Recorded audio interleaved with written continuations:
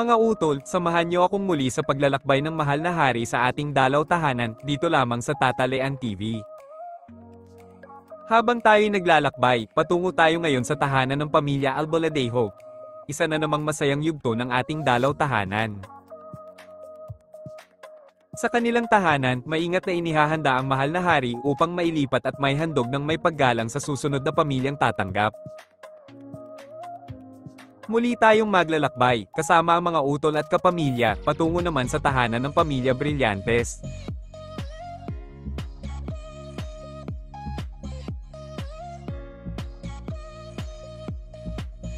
Dito, sa isang taimtim at formal na sandali, inihandog ng pamilya Albaladejo ang mahal na hari at buong pusong tinanggap ng pamilya Brillantes. Kasunod nito, sabay-sabay na idinaos ang panalangin, isang tanda ng pananampalataya at pagkakaisa sa piling ng poong Nazareno.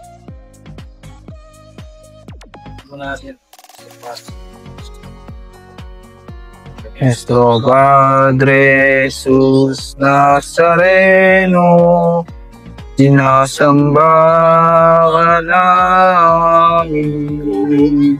Pinutulungan ka namin.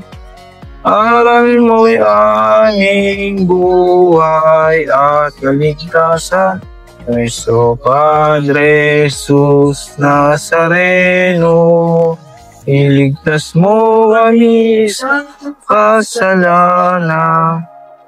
Ang krus pinamatayan ay sagisag ng aming kaligtasan.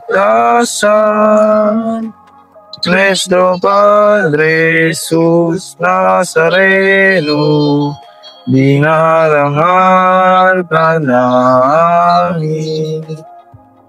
Nuestro Padre Jesus Nazareno, nilulwalhati ka namin.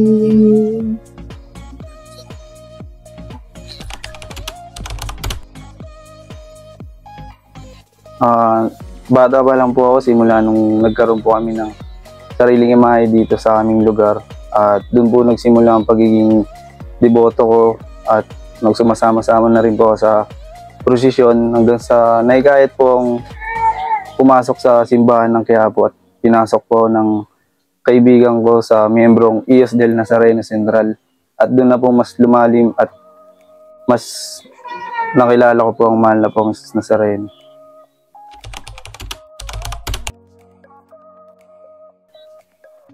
Para mas makilala at makapagpasalamat sa mahal na pong Jesus Nazareno.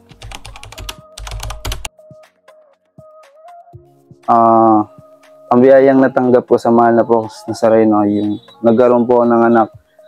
Wala pong sakit yung pamilya ko at nakakain po kami na 3 beses sa isang araw. Blessing na po yung para sa amin. Mga utol, natunghayan natin ang isa na namang yugto ng ating dalaw tahanan. Naway manatili ang biyaya at inspirasyon ng mahal na hari sa bawat pamilyang kanyang dinadalaw. Hanggang sa muli, dito lamang sa Tatalean TV.